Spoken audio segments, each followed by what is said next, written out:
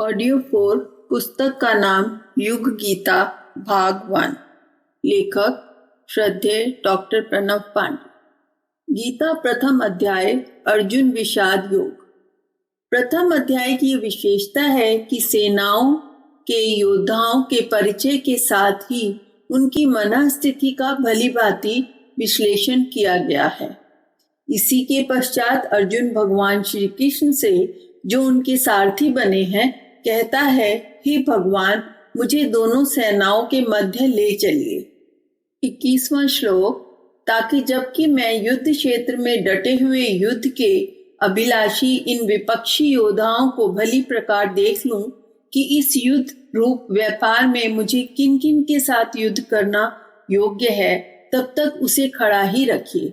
यह स्थिति विषाद से पूर्व की है, जब प्रारंभिक टिप्पणी के अनुसार हर परिस्थिति पर सम्यक विचार, संतुलित चिंतन की बात कही गई थी। इस प्रारंभिक समीक्षा के बाद हम अर्जुन की मन स्थिति देखने का प्रयास करते हैं। अर्जुन व दुर्योधन दोनों की तुलना करने का प्रयास करें तो हमें जानकारी मिलती है कि प्रारंभ में जहां दुर्योधन ने भीष्म पितामह एवं गुरु द्रोणाचार्य को वर्णन बताने के साथ व्यंग भी कसा था, यह भी परोक्ष रूप में कहने का प्रयास किया था कि वे कहीं ममत्वश अपने शौर्य को भुला तो नहीं बैठे। उसकी इस वृत्ति के कारण उसका शिष्यत्व ही नहीं, मनुष्यत्व भी जागृत नहीं हो पा रहा। पांडवों में युधिष्ठिर, किंतु वे धर्मराज हैं, अकर्मण्य हैं। यदि वे चाहते तो महाभारत टल सकता था। जब विवाह के पश्चात द्रौपदी के साथ पांडवगण लौटे तो भीष्म पितामह ने राज्य परिषद की बैठक बुलाई और कहा कि पांडु पुत्रों को राज्य दे दिया जाना चाहिए।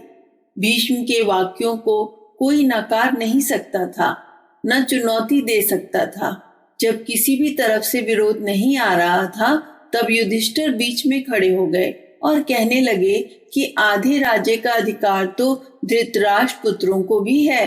बस उसी दिन महाभारत का बीजारोपण हो गया, इतिहास लिख दिया गया। विचारकुल व्यवहार कुशल न दुर्योधन है न युधिष्ठिर, मात्र अर्जुन ही ऐसा है जो दोनों सेनाओं के बीच खड़ा हो सम्यक विचार करने के लिए उद्यत हुआ है।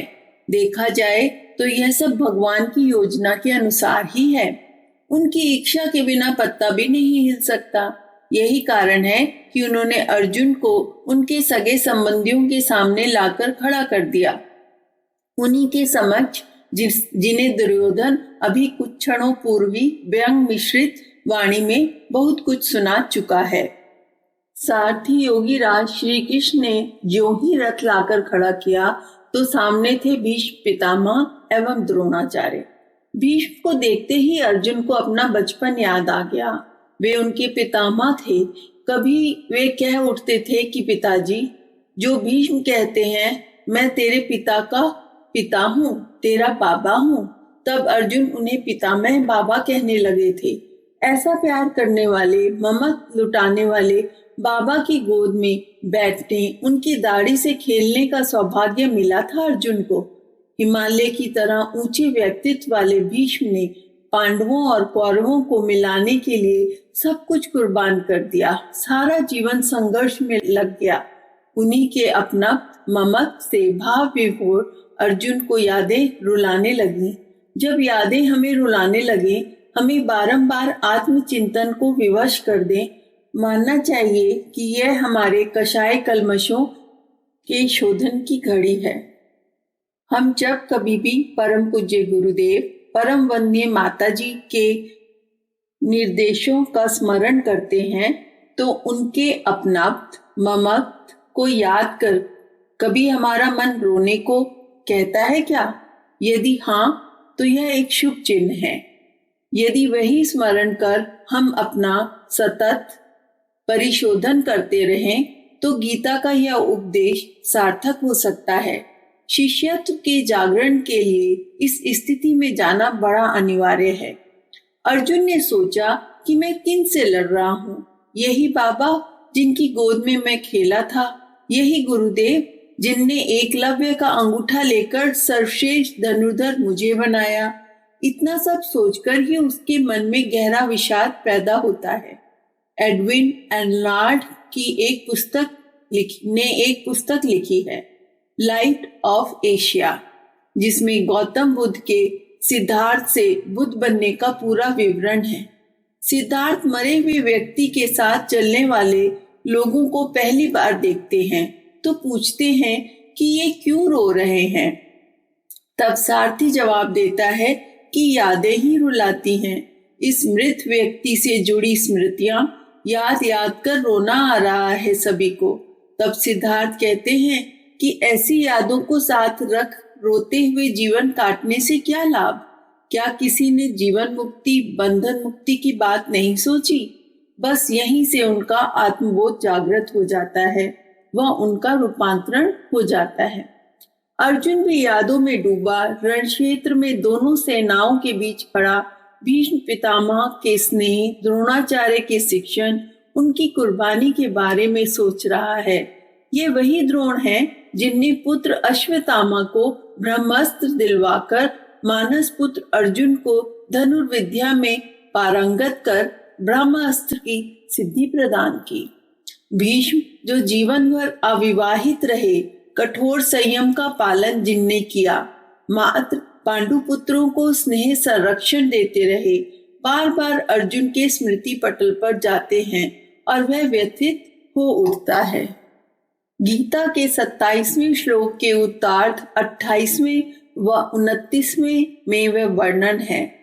उन उपस्थित संपूर्ण बंधुओं को देखकर वे कुंतीपुत्र अर्जुन अत्यंत करुणा से युक्त होकर शोक करते हुए ये वचन बोले, हे कृष्ण, युद्ध क्षेत्र में डटे हुए युद्ध के अभिलाषी इस स्वजन समुदाय को देखकर मेरे अंग शिथिल हुए जा रहे हैं और मुख सूखा जा रहा है तथा मेरे शरीर में कंप एवं रोमांच हो रहा है।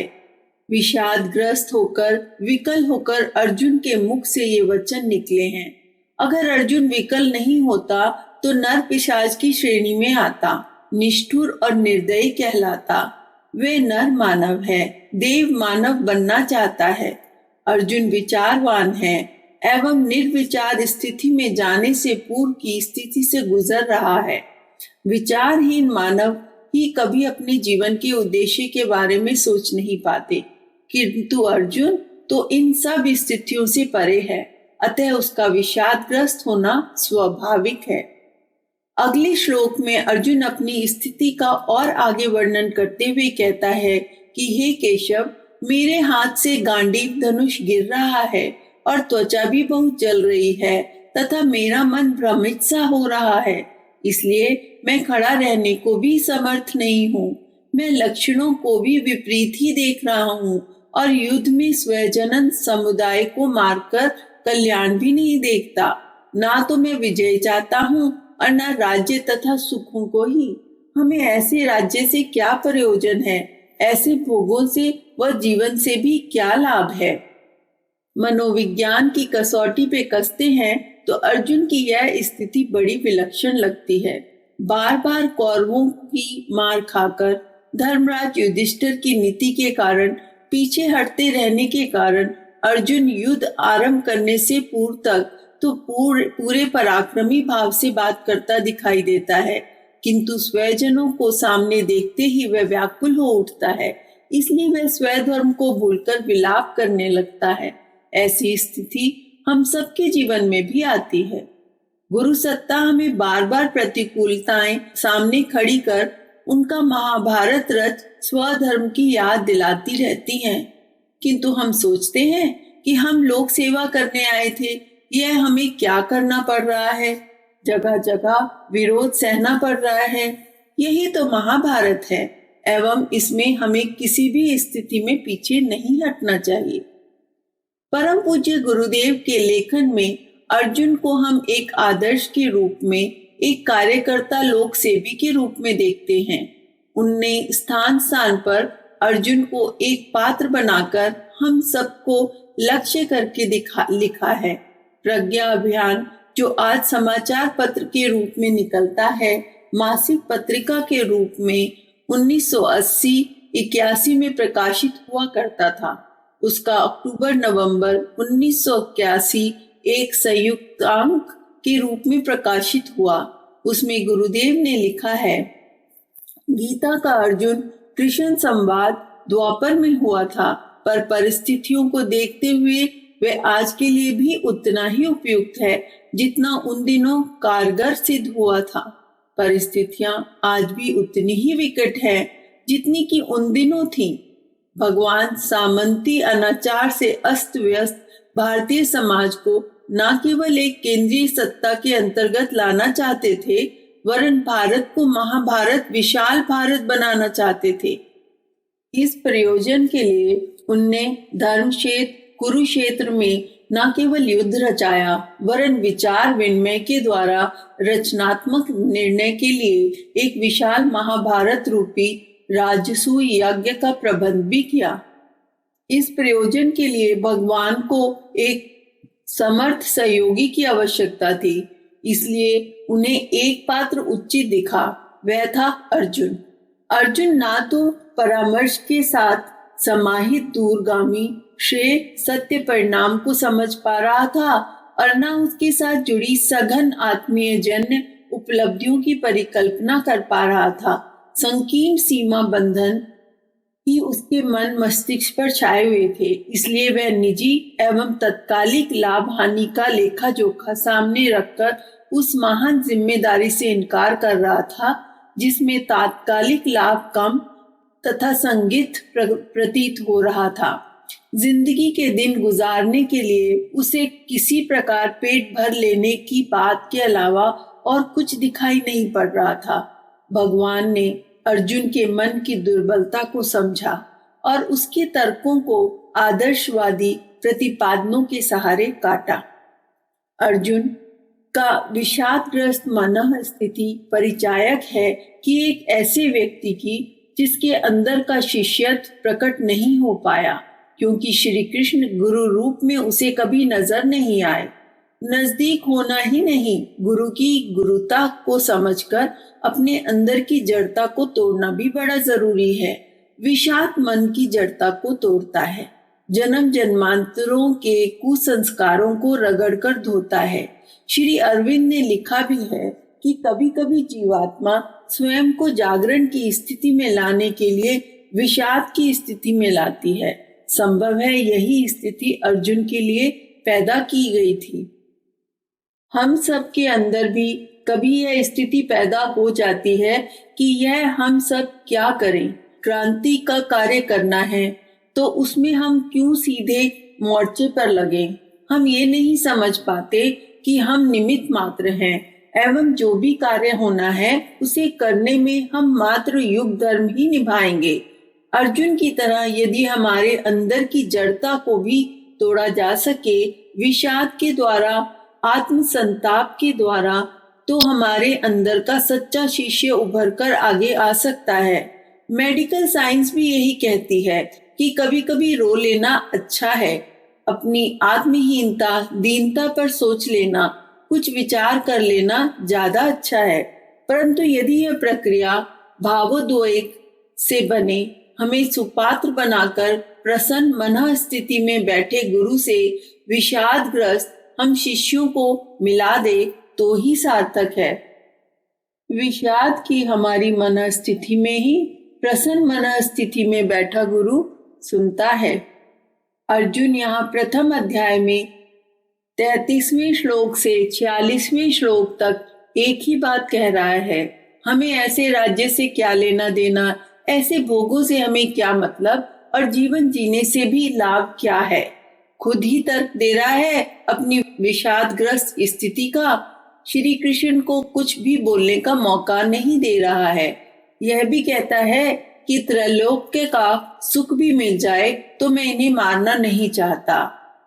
कुल के नाश से लेकर स्त्रियों के दूषित होने एवं जाति धर्म कुल धर्म के नष्ट होने, नरक का वास होने तक की शास्त्र सम्मत बातें भी वह कहे जा रहा है। ये जानते हुए भी सुन कौन रहा है? स्वयं वासुदेव श्री कृष्ण। ये भी कहता है कि यदि मुझे शस्त्र रहित को धृतराष्ट्र पुत्र मार भी डालें तो वह मरना मेरे लिए अधिक कल्याणकारी होगा। भिक्षा मांगकर जीवन निर्वाह करने के लिए तैयार अर्जुन के मन में विषाद की पराकाष्ठा वाला वह वैराग्य आया कहाँ से?